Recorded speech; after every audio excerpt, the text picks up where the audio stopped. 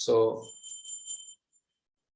आज जैसे हम देख पा रहे हैं कि बहुला अष्टमी या appearance day of Radha Kund का सेलिब्रेशन हुआ है।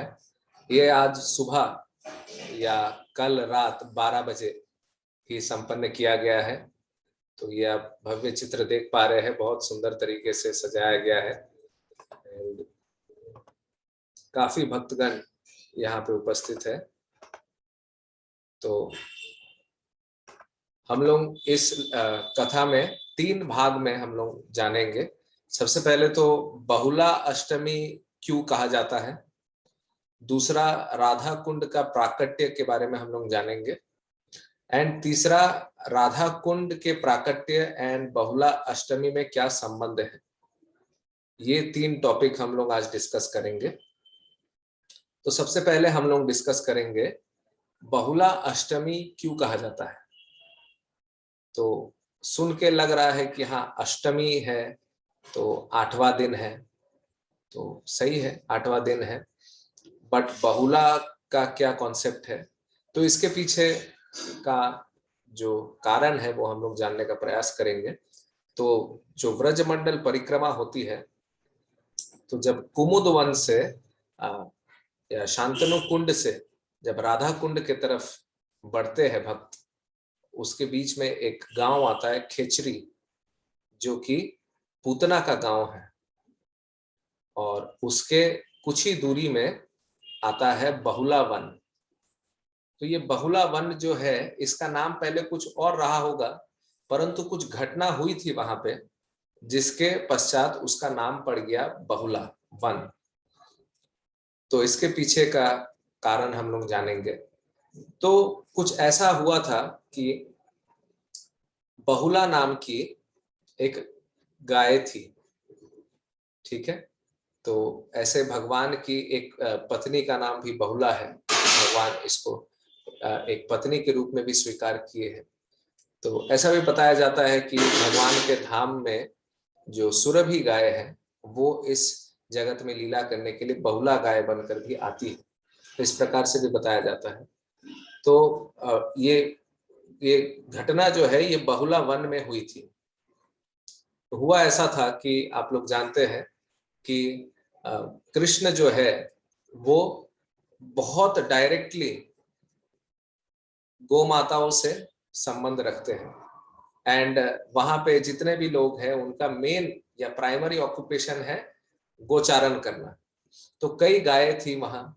तो एक वरिष्ठ गोप के पास कई गायों में एक गाय थी, उनका नाम था बहुला। तो वो सब चराने गए थे, और फिर लौटते वक्त वहां पे एक व्याघ्र आ जाता है, अर्थात टाइगर आ जाता है, एंड वो आक्रमण करता है। तो बाकी जो गाय है वो भाग जाती है, परंतु एक गाय रह जाता है जिसका नाम था बहुला। वो भाग के नहीं जा पाती है और वो उस व्याघ्र के शिकंजे में आ जाती है, एंड फिर उसका पीछा करती है। बहुत दूर तक वो लोग जाते हैं, एंड उसके बाद फिर वो ठहर जाती है एक जगह जहां पर वो व्याघ्र का अड्डा था, या यूं कहे कि उनका इलाका था ऐसा, जहां पे वो भारी रहेंगे। तो इस प्रकार से जब व्याघ्र झपटने ही वाला था बहुला के ऊपर, तो बहुला जो थी वो बहुत ही सरल स्वभाव की थी, क्योंकि हम लोग जानते हैं गौ माता जो होती है, गाय जो होती है, वो सत्वगुणी प्राणी होते हैं। शेर जो होते हैं वो रजोगुणी होते हैं। सत्वगुणी होने के कारण उनका स्वभाव बहुत ही निर्मल होता है, एंड जितने डिवाइन क्वालिटीज है, दिव्य गुण है, उनमें समावेश होते हैं। तो इसीलिए जो बहुला थी वो बता रही थी कि मेरा एक छोटा बछड़ा है, मैं उसे दूध नहीं पिलाई हूँ, बहुत छोटा है, तो आपसे अनुरोध है कृपया करके आप मुझे आज का दिन मात्र दीजिए, मैं अपने बछड़े को दुग्धपान करा के वापस आपके पास आ जाऊंगी, ये मेरा वादा रहा। तो आप कृपया करके मुझे अनुमति दे ताकि मैं अपने बछड़े को दुग्धपान करा पाऊं। तो व्याघ्र सोचा कि ये तो क्या गारंटी है इसमें, अगर ये कोई छल हुआ तो, भाग गया तो पहले तो माने नहीं, फिर बहुत समझाने के बाद वो व्याघ्र मान गया। अच्छा चलो ठीक है, जाओ मगर वापस आ जाना ऐसा। तो वो जो बहुला थी वो फिर अपने जो काउ शेड है, गौशाला है, वहां पर आती है एंड फिर उसके बछड़े को दुग्धपान करा के उसको बोलती कि ये तुम्हारा आखिरी दुग्धपान है, क्योंकि इसके बाद मैं रहूंगी नहीं, क्योंकि मुझे एक व्याघ्र ने पकड़ लिया है एंड मैंने उसको वादा किया है कि इसके बाद मुझे वापस जाना है। तो वो बछड़ा भी बहुत दुखी हो जाता है एंड ये जो वार्तालाप है ये वो जो वरिष्ठ गोप है जिनकी वो गौ माता थी वो भी सुन लेते हैं एंड वो भी बहुत दुखी होते हैं कि इसमें कितनी सत्यता है कि ये अपने वचन को पूरा करने के लिए वापस जाना चाहती है। तो बच्चा भी बहुत दुखी होता है, वो वरिष्ठ गोप भी बहुत दुखी होते हैं। अब देखिए यहाँ पर समझने वाली बात यह है कि एक बछड़ा और एक गाय अपने में बातचीत कर रहे हैं, परंतु वो गोप को भी समझ में आ रहा है इन लोग क्या बातचीत कर रहे हैं। तो ऐसा क्यों? क्योंकि भगवान के धाम में सब की चेतना एकदम उच्च स्तर पे है, इसीलिए वहां पे शेर और गाय भी बात करते हैं, गाय और मनुष्य भी बात करते हैं इस प्रकार से। तो उनकी चेतना बहुत उच्चतम है, इसीलिए सब एक दूसरे के भाषा लगभग समझ ही पाते हैं। तो इस प्रकार से वो समझ गए उनकी भावनाओं को, और उनको बचाने के लिए जब दुग्धपान हो जाता है, वापस बहुला जब जाती है व्याघ्र के पास अपने वचन को रखने के लिए, और वो चाहती है कि उनका जो शरीर है वो भोजन बन जाए उनके उस व्याघ्र के लिए। तो उसी समय जो बछड़ा था एंड जो वरिष्ठ गोप थे वो भी पहुंच जाते हैं एंड जब वो पहुंचते हैं और फिर वो भी बोलने लगते हैं कि नहीं आप उसको मत खाओ, आप मुझे खा लो, आप मुझे खाओगे तो फिर व्याघ्र सोचता है कि इसमें फायदा क्या है। तो फिर वो बछड़ा बोलने लगता है कि मेरा जो मांस है वो बहुत नरम है, वो बहुत ही स्वादिष्ट लगेगा तुमको, इसीलिए तुम मुझे खाओ। और फिर जो बूढ़ा गोप है वो बोलता है कि नहीं तुम मुझे खाओ, क्योंकि मैं तो लाठी चला पाऊंगा, तो अगर तुम मुझे खा लोगे तो फ्यूचर में और भी तुमको कोई रोकेगा नहीं या लाठी से नहीं भगाएगा, तो इससे अच्छा तुम मुझे खा लो। तो व्याघ्र भी कंफ्यूज खा जाता है, वो सोचता है किसको खाए, अगर बहुला को खाएंगे तो क्वांटिटी मिलेगा, अगर बछड़े को खाएंगे तो क्वालिटी मिलेगा। तो जैसे हम हम हमारे यहाँ पास में भी एक चिकन शॉप है तो वहां पे भी लिखा रहता है Suguna chicken tender, the more tender the better it is, ऐसा मतलब जितना यंग होगा उतना टेस्टी होगा उसका मांस, ऐसा ऐसा उन लोग एडवर्टाइज करते हैं। तो इस प्रकार से वो व्याघ्र भी सोच रहा था कि किसको खाओ, बछड़े को खाओ कि माँ को खाओ कि इस बूढ़े को खाओ। तो ये एक तरीके का टेस्ट था। तो कृष्ण को समझ में आ जाता कि ऐसा घटना घट रहा है, तो कृष्ण तुरंत वहां पे पहुंच जाते हैं उस व्याघ्र की रक्षा करने के लिए। एंड जैसे ही वो व्याघ्र कुछ सोचने वाला रहता है एंड फिर कृष्ण क्या करते हैं, उसके सर पर, उसके मस्तक पर हाथ रख के उसकी चेतना को शुद्ध कर देते हैं। और फिर वो व्याघ्र फिर क्षमा याचना करने लगता है कि मैंने तुमको शक किया, मुझे तुमको खाना नहीं चाहिए, क्योंकि तुम्हारे पास और भी रेस्पॉन्सिबिलिटी, एक छोटा बछड़ा है उसको भी खिलाना है। वास्तव में वो जो व्याघ्र था वो धर्मराज थे। हाँ, तो वो धर्मराज थे एंड वो बहुला का परीक्षा ले रहे थे कि किस प्रकार से ये वास्तव में अपने वचनों को रखती है कि नहीं, ऐसा। तो ये जो पूरा दृश्य है इसको कृष्ण जब देखते हैं, कृष्ण इतने प्रसन्न होते हैं बहुला के ऊपर कि बहुला तुम इतनी सत्यवादी हो, तुम अपने वचन को रखे हो, इसीलिए मैं इस वन का नाम तुम्हारे नाम के ऊपर रखता हूं, इसीलिए इस वन का नाम बहुला वन होगा। तो उसके बाद से, उस लीला के बाद से उस वन का नाम पड़ गया बहुला वन। तो वो जो वन है वो एक गाय के नाम के ऊपर रखा गया है। और ये जो लीला हुई थी ये अष्टमी के दिन हुई थी, इसीलिए इसको बहुला अष्टमी भी कहा जाता है। एंड बहुला वन में चैतन्य महाप्रभु भी जब वृंदावन गए थे, ब्रजमंडल गए थे, तो वहां पे चैतन्य महाप्रभु भी थे।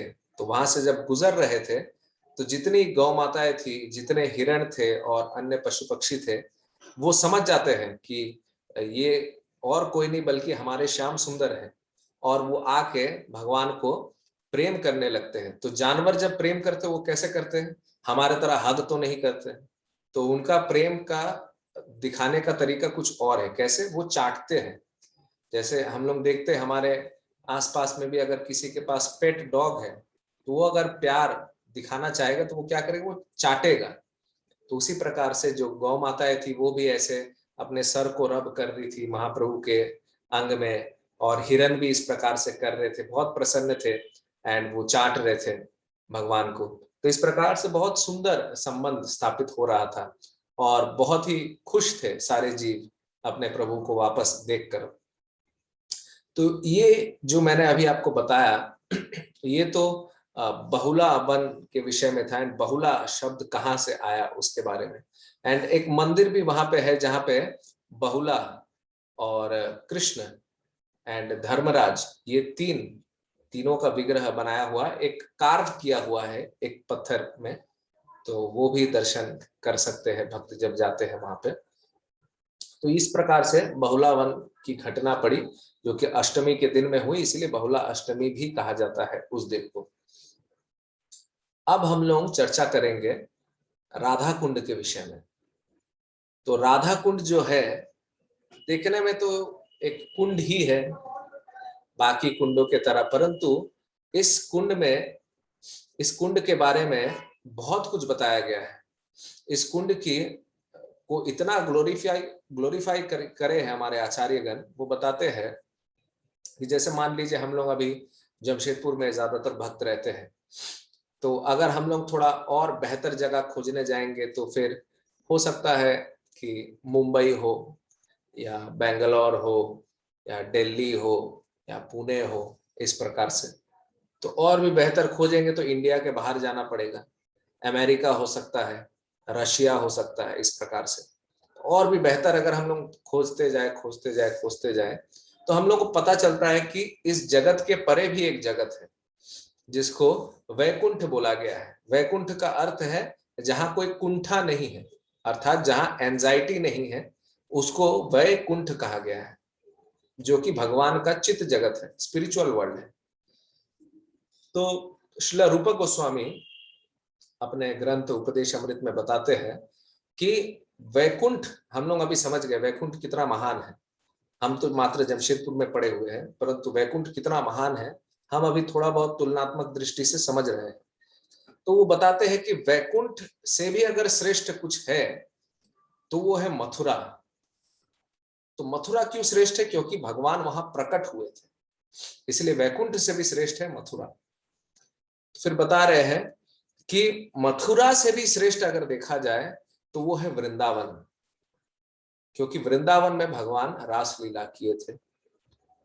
और वृंदावन से भी अगर श्रेष्ठ देखा जाए तो वो है गिरि गोवर्धन या गोवर्धन पर्वत, क्योंकि भगवान गोवर्धन पर्वत को धारण किए थे। और अगर गोवर्धन से भी श्रेष्ठ देखा जाए या सबसे श्रेष्ठ देखा जाए इस पूरे ब्रह्मांड में, चाहे वो आध्यात्मिक जगत हो या भौतिक जगत हो, वो होगा राधा कुंड, जहां पर जिसको भगवान स्वयं भी इतना प्रशंसा करते हैं। और ऐसा बताया जाता है कि वास्तव में अगर कोई व्यक्ति राधा कुंड में एक बार भी डुबकी भी लगा लिया हो तो उसको शीघ्र ही या इंस्टेंटली, ऐसे मतलब चुटकी बजाते ही उसको कृष्ण प्रेम मिल जाएगा। इतना पोटेंसी है, इतनी शक्ति है इस कुंड में। नाम में ये सिर्फ कुंड है, परंतु राधा कुंड में इतना पावर है कि डुबकी मात्र से व्यक्ति कृष्णा कॉन्शियस हो जाएगा। उसको आपको प्रचार भी करना नहीं पड़ेगा। हम लोग जैसे कभी जाते हैं तो बोलते हैं प्रभु जी थोड़ा बुक ले लीजिए या एक बार हमारे साथ जप कर लीजिए।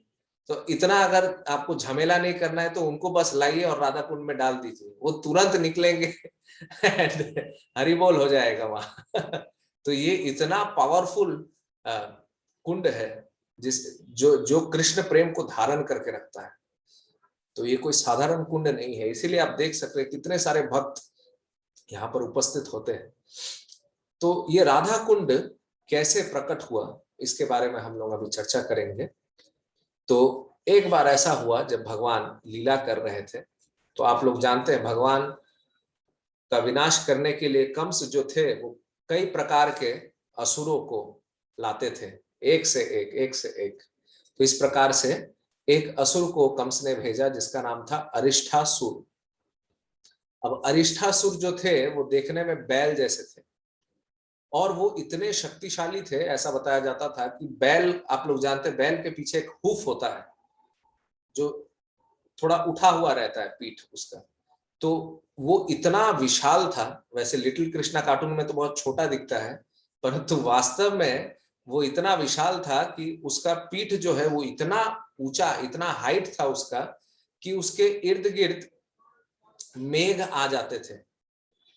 मतलब मेघ को लगता था कि वो एक बड़ा सा पहाड़ है, और आप लोग जानते हैं मेघ जो होता है वो पहाड़ों के आसपास में दिखता है, तो मेघों को लगता था कि ये उसका पीठ नहीं, ये कोई पहाड़ है, इसलिए आसपास एकत्रित हो जाते थे, इतना ऊंचा था उसका पीठ।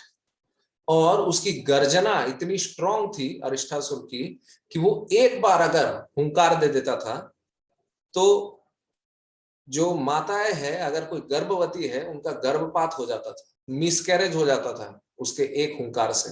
वो इतना शक्तिशाली था, छूने की आवश्यकता नहीं है, बस आवाज से ही काम बन जाएगा। तो इस प्रकार से अरिष्ठासुर को पता चला कृष्ण के बारे में कंस से, तो वो वध करने आया, परंतु वध किसका अल्टीमेटली हुआ, उसी का वध हो गया। कृष्ण के सामने तो कोई बचेगा नहीं। कृष्ण ने क्या किया, उसका उसके सिंग को पकड़ा, उसको तोड़ा और फिर उसके सर में मारकर उसको मार डाला या उसका उद्धार कर दिया। तो इस प्रकार से अरिष्टासुर का वध करके भगवान फिर से ब्रजवासियों की रक्षा करी। तो ये जब हुआ तो सभी ब्रजवासी बहुत प्रसन्न थे कि कृष्ण हमेशा की तरह इस बार भी हमें बचाए हैं। परंतु कुछ ग्रुप थे जो प्रसन्न नहीं थे, वो थी श्रीमती राधा रानी और उनकी टीम। वो सोच रही थी कि देखिए ऐसा है, तुम मारे तो हो परंतु मारे किसको हो वो भी देखो। वो एक बैल है जो कि गाय का प्रजाति का है, तो तुमने तो गौ हत्या किया है, तो इसका पाप तो तुमको भुगतना पड़ेगा कृष्ण। तुम बचाए तो हो परंतु गौ हत्या कर दिए हो, इसके पाप से कैसे बचोगे, हम लोग अब तुमको छुएंगे नहीं, तुम अछूत हो गए हो। तो कृष्ण को ही वो बोल रहे तुम अछूत हो गए हो क्योंकि तुमने गौ हत्या किया है, तो आप पहले तुम अपना शुद्धिकरण करो, उसके बाद हमारे पास आना, वरना मत आना ऐसा। तो कृष्ण फिर सोचने लगे कि अरे ये तो गड़बड़ हो गया, अब कुछ करना पड़ेगा। अब भक्त जो होते हैं, ऐसे प्रभुपाद बताते थे, अलग अलग कैटेगरी के होते हैं लोग। जैसे प्रभुपाद बताते थे एक कैटेगरी होता है बिजी फूल। बिजी फूल का मतलब है कि जो बहुत बिजी है परंतु वो जो भी काम कर रहा है वो मूर्ख की तरह कर रहा है। जैसे उदाहरण के तौर पर आपको बता सकते हैं कि दो व्यक्ति हैं, कर्मचारी काम कर रहे हैं। कैसे काम कर रहे हैं, एक व्यक्ति जमीन से मिट्टी खोद रहा है और दूसरा व्यक्ति उसी मिट्टी को रख दे रहा है वापस वहां। तो अब एक व्यक्ति पास से गुजर रहा, वो सोच रहे कर क्या रहा है, एक मिट्टी उठा रहा वापस, दूसरा उसी मिट्टी को उठा के डाल दे रहा। तो फिर वो पूछ रहे तुम लोग कर क्या रहे हो पागलों की तरह, वही मिट्टी उठा रहा है, दूसरा फिर मिट्टी डाल दे रहा है, हो क्या रहा है। तो फिर उनमें से एक बोलता है कि असल में ऐसा है कि हमारा 3 लोगों का टीम है, उनमें से एक का काम है मिट्टी उठाना, दूसरा का काम है बीज डालना, तीसरा का काम है मिट्टी को वापस अपने जगह में डालना। अब दूसरा जो आदमी है वो एब्सेंट है आज, इसलिए हम लोग सोचे समय क्यों बर्बाद करें, तो हम लोग अपना काम को पूरा कर लेते हैं, तो इसीलिए हम मिट्टी उठा रहे हैं और दूसरा मिट्टी डाल रहा है। तो आपको समझ में आया, इसको बोलते बिजी फूल। उनको पता ही नहीं चला कि वास्तव में अगर बीज ही नहीं डालेंगे तो उगेगा क्या। तो बस वो दिखाने के लिए बोल रहे कि ठीक है हम काम कर रहे हैं, बहुत व्यस्त है, परंतु उनकी व्यस्तता का कोई रिजल्ट नहीं है। तो ये बिजी फूल हो गया। अब कोई होता है बिजी इंटेलिजेंट। अब जैसे बहुत समय आप लोग देखे होंगे लोगों को कि कोई कोई बोलता है कि हाँ हार्ड वर्क ही सब कुछ है, उसी से मैंने आईएएस क्रैक किया है या कोई भी बड़ा बड़ा एग्जाम क्रैक किया है। तो बुद्धिमान है परंतु बहुत परिश्रम भी कर रहा है और कुछ कुछ जगह में जरूरत से ज्यादा भी परिश्रम कर ले रहा है। तो कुछ होता है लेजी फूल, मतलब वो कुछ कर ही नहीं रहा है और मूर्ख भी है ऐसा। परंतु एक और कैटेगरी है, वो है लेजी इंटेलिजेंट। लेजी इंटेलिजेंट का मतलब है वो बुद्धिमान है, और इसका ये मतलब नहीं कि वो कामचोर है, बल्कि वो स्मार्ट वर्क करता है। वो जानता है कि जितना जरूरत है काम करना उतना ही हम करेंगे, परंतु ज्यादा से ज्यादा लाभ हो। तो प्रभुपाद बोलते थे कि ये लेजी इंटेलिजेंट जो है ये सबसे बढ़िया कैटेगरी है। यानी बहुत सारे भक्तों को भी हम लोग देखते हैं कि कम से कम रिसोर्सेज में ज्यादा से ज्यादा चीज कर देते हैं। कई समय हमने देखा है, जैसे बहुत सारे भक्त हैं, उन लोग सामान्य लोगों से कई गुना ज्यादा एफिशिएंट है। देखने में तो साधारण लोग ही लगेंगे, जैसे हमारे विवेक बिंद्रा सर, वो मंत्रा फॉर लाइफ का प्रोग्राम भी करा लिए and Guinness book of world record भी हो गया साथ ही साथ। तो प्रचार भी हो गया, वर्ल्ड रिकॉर्ड भी बन गया। तो इस प्रकार से वो बुद्धि के साथ कार्य करते हैं। तो ये सब बुद्धि आया कहां से? भगवान से ही आया। तो भगवान में भी वैसे गुण है। तो भगवान भी सोच रहे थे कि अगर शुद्धिकरण करना है तो मुझे तीर्थ स्थलों में जाना पड़ेगा, उतना मेहनत कौन करेगा। तो भगवान सोचे ठीक है, जाने से अच्छा यही बना लो। तो वो क्या किए, अपने पैर का जो हील है भगवान, उसको एक कस के जमीन में लगाए, और लगाने मात्र से एक बड़ा सा गड्ढा हो गया। और फिर भगवान ने, ऐसा बताया जाता है, जितनी पवित्र नदियां थी और जितने तीर्थ स्थल थे, संख्या पूर्वक बताया जाता है अराउंड 68,000 तीर्थ, इतने तीर्थों को सबको एक साथ एक ही जगह बुला लिया, और सभी भगवान का दर्शन पाके प्रसन्न हो गए। और उसके बाद भगवान से वो पूछ रहे थे कि हम कैसे सेवा कर सकते हैं आपकी। भगवान ने कहा आप इसमें प्रवेश कर जाइए और मुझे उसमें नहाकर शुद्ध होना है। तो बोले ठीक है, जैसी आपकी इच्छा, आप तो वैसे ही शुद्ध है, हमें आपसे शुद्धिकरण शुद्धता मिलती है, हम क्या आपको शुद्ध करेंगे, फिर भी आपकी इच्छा है तो कर लेते हैं। तो सब प्रवेश कर जाते हैं। अब फिर भगवान उसमें डुबकी लगा के शुद्ध हो जाते हैं। अब फिर भगवान बोलते हैं कि हम तो शुद्ध हो गए, परंतु तुम मेरे संग में थे। श्रीमती राधा रानी और टीम को बोलते थे कि तुम लोग क्योंकि मेरे संग में थे, तुम लोग अभी भी अपवित्र हो, क्या करोगे? तो उतना मेहनत मत करो, मेरे कुंड में नहा लो, तुम लोग भी शुद्ध हो जाओगे। अब श्रीमती राधा रानी मानी नहीं। हम क्यों नहाएंगे तुम्हारे कुंड में, हमारा भी अपना कुंड हो सकता है। तो फिर वो बोले कि ठीक है, जैसी तुम्हारी इच्छा। तो वो लोग सोच रहे थे कि अब कैसे कुंड को बनाया जाए। तो छोटे छोटे थे सब ऐसा।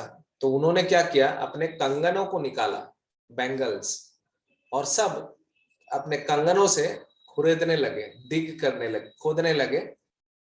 और आप समझ सकते हैं कितना ही मिट्टी निकलेगा कंगन से। फिर भी वो बहुत कठिनाई से प्रयास कर रहे थे और बहुत बढ़िया से खोद रहे थे। फिर बहुत मुश्किल से थोड़ा मोड़ा छोटा सा बना गड्ढा। अब गड्ढा तो बन गया, पानी कहाँ से आएगा? तो कृष्ण फिर बोले मेरे से यहाँ से ले लो कुंड से। मगर वो लोग भी ठान लिए थे कृष्ण से कोई सेवा नहीं लेंगे, अपने ही करेंगे। क्या करेंगे? तो वो सोचे ठीक है, हमारे यहाँ पे मानसी गंगा है, मानसी गंगा से हम लोग जल लेके आएंगे और इसमें डाल के हम लोग फिर अपना शुद्धिकरण करेंगे और दिखा देंगे कृष्ण को कि हमें तुम्हारी कोई आवश्यकता नहीं है, हम अपने में ही सब कुछ कर सकते हैं। तो फिर उन्होंने क्या किया, मानसी गंगा जो है वो गंगा नदी है, एंड वो भी ब्रज में एक स्थली है, उसका नाम मानसी गंगा है।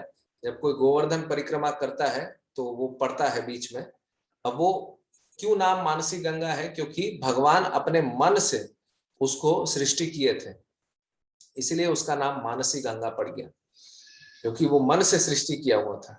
तो गंगा माता जो है वो भी वृंदावन में है, ऐसा नहीं सिर्फ यमुना है, गंगा भी है मानसी गंगा के रूप में।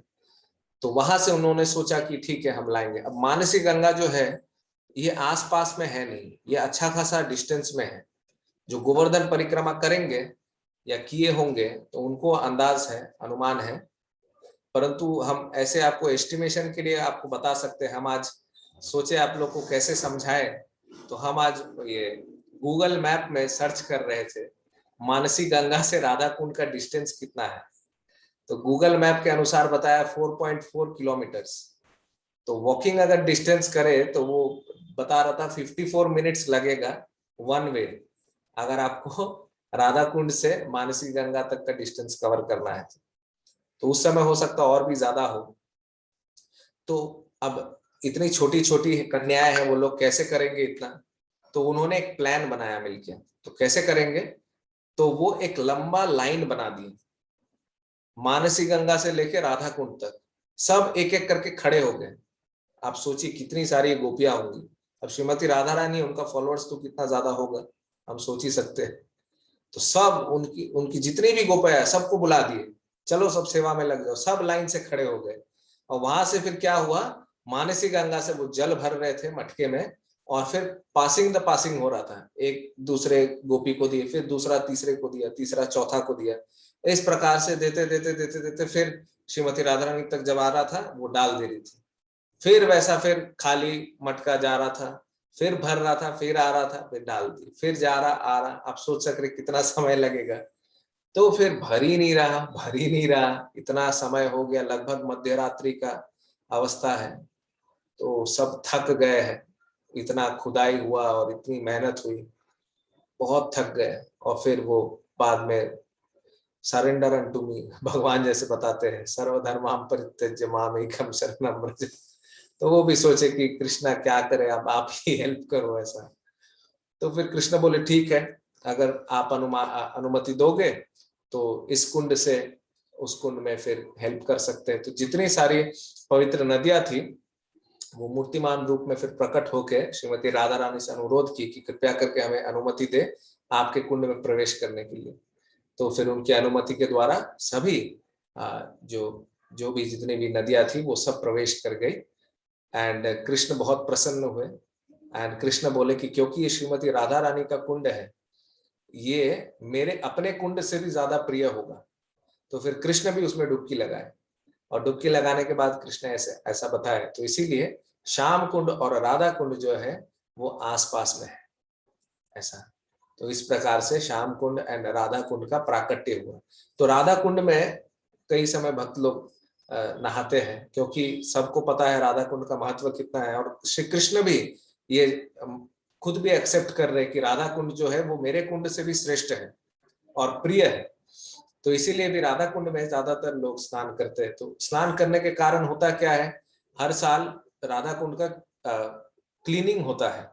तो पंप लगा के जितना जल है सब निकाला जाता है, और फिर जितने आसपास के भक्त हैं उसकी अच्छे से सफाई करते हैं, और सफाई करने के बाद पुनः उसमें पानी डाल दिया जाता है। और इस प्रकार से राधा कुंड को बहुत स्वच्छ तरीके से रखा जाता है। एंड जब वो जल निकाला जाता है तो अंदर में जो बीचों बीच में जो खुदाई हुई है वहां पे आज भी आपको दिखाई देगा छोटे छोटे गड्ढे हैं, एकदम छोटे छोटे। तो वो राधा कुंड के अंदर में है, अभी आपको दिख नहीं रहा, अभी जैसे जल है। तो वो पानी जब निकलता है तब दिखता है। एंड उसको कंगन कुंड बोलते हैं। और वो जो कंगन कुंड है वो एक्चुअली जो राधा रानी एंड उनकी गोपियां थी अपने कंगनों से बनाए थे उसको।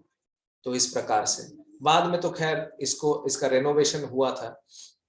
बाकी जब यहाँ पे रघुनाथ दास गोस्वामी थे तो वो भी उनके एक भक्त थे, उनको स्वप्न आदेश मिला था, और वो फिर आके यहाँ पर कुंड को बहुत सुंदर तरीके से बनाए थे। तो इसीलिए अभी उतना बड़ा दिख रहा, तब उस समय वैसा था नहीं। तो इस प्रकार से राधा कुंड श्याम कुंड का प्राकट्य होता है। अब ये तो दो टॉपिक हमने डिस्कस कर लिया। पहला बहुलाष्टमी क्या है, अब हमने ये भी डिस्कस कर लिया कि राधा कुंड श्याम कुंड क्या है। तो अब हम लोग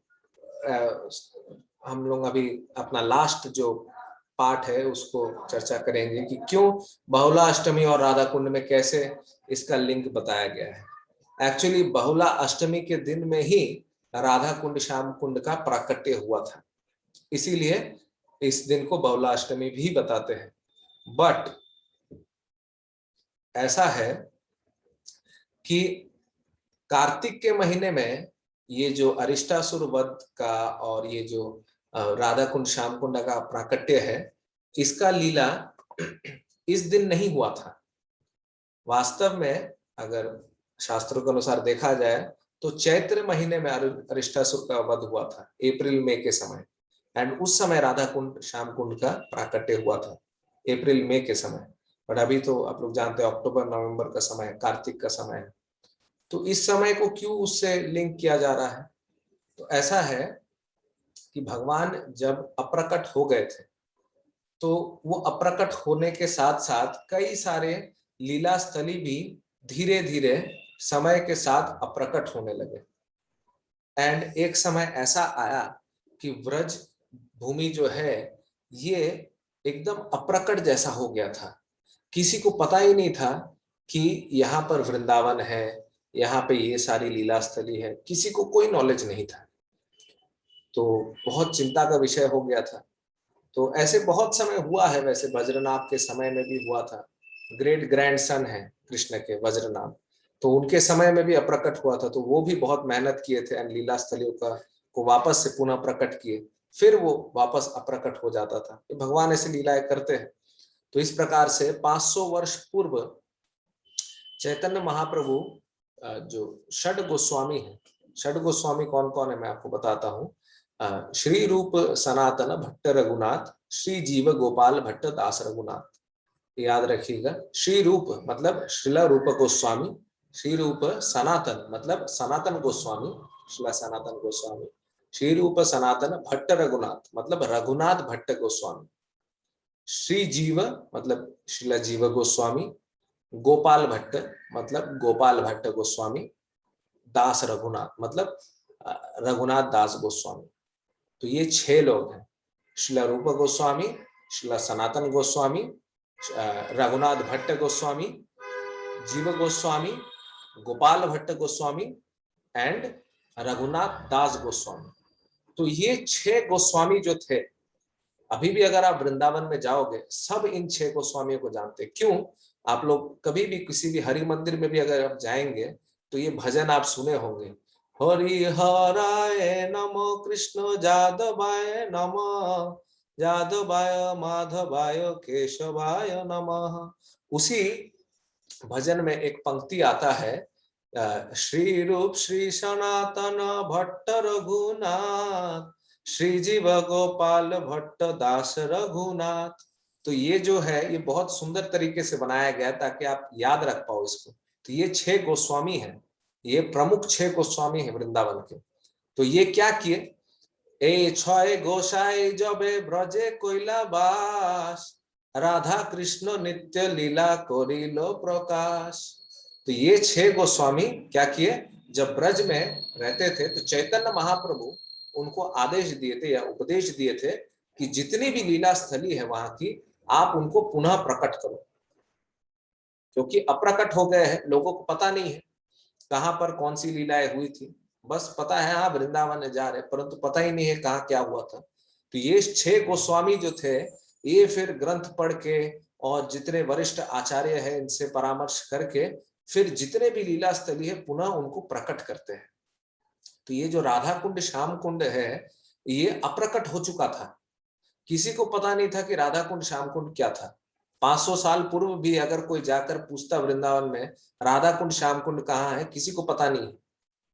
तो फिर एक बार क्या हुआ, चैतन्य महाप्रभु जब वृंदावन गए थे तो उस समय वो पूछ रहे थे सबको जाके कि राधा कुंड श्याम कुंड कहाँ है, परंतु कोई बोल नहीं पा रहा था कि राधा कुंड श्याम कुंड कहाँ है। क्यों? क्योंकि अप्रकट हो चुका है।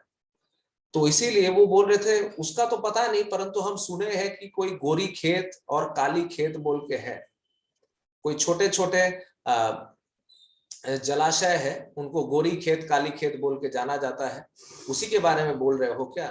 तो चैतन्य महाप्रभु को वहां पर ले जाते हैं। तो चैतन्य महाप्रभु वहां पर जब जाते हैं तो देखते हैं कि बहुत बड़ा सा माठ है, ग्राउंड है, और वहां बहुत छोटे छोटे 2 जलाशय है। तो चैतन्य महाप्रभु जब जाते हैं वहां पे तो तुरंत ही वहां पर जाके वो एकदम भाव विभोर होके बोलते हैं तो यही तो राधा कुंड है, यही तो श्याम कुंड है, क्योंकि महाप्रभु वो तो सब जानते ही हैं। तो इस प्रकार से चैतन्य महाप्रभु फिर ये जो राधा कुंड श्याम कुंड इसको पुनः लोगों को वापस से बतलाए कि यही वास्तव में राधा कुंड श्याम कुंड है जो अप्रकट हो गया था। जो कि लोग वहां पे उस समय गोरी खेत काली खेत के हिसाब से जानते थे। तो इस प्रकार से 500 वर्ष पूर्व में बहुला अष्टमी के दिन में, कार्तिक के महीने में ही चैतन्य महाप्रभु पुनः इसकी खोज किए थे। इसीलिए ये जो राधा कुंड का प्राकट्य मनाया जाता है, ये बहुला अष्टमी के दिन को मनाया जाता है, अभी जो हम लोग मनाते हैं। परंतु वास्तव में जो लीला हुई थी कृष्ण का, तो वो चैत्र के महीने में हुआ था, कार्तिक के महीने में नहीं हुआ था। परंतु इसका संबंध इसका ऐसा है क्योंकि वो खोज वापस से हुआ था, इसीलिए हम लोग लिखते हैं अपीयरेंस डे, मतलब वो ऑलरेडी है। अपीयर मतलब क्या? अपीयर डिसअपियर मतलब वो ओझल हो गया और वापस प्रकट हो गया। तो इसीलिए चैतन्य महाप्रभु उसको वापस प्रकट किए, राधा कुंड को एंड श्याम कुंड को। इसीलिए बहुला अष्टमी अर्थात आज के दिन ही इसको सेलिब्रेट किया जाता है। तो जितने भी भक्त हैं वो मध्य रात्रि में वहां पर जाते हैं एंड वहां पर स्नान करते हैं, राधा कुंड की आरती भी करते हैं। तो इस प्रकार से सभी भक्त वहां पे राधा कुंड की उपासना करते हैं, इस इच्छा से कि उन्हें भी कृष्ण प्रेम प्राप्त हो। ओके, हरे कृष्ण।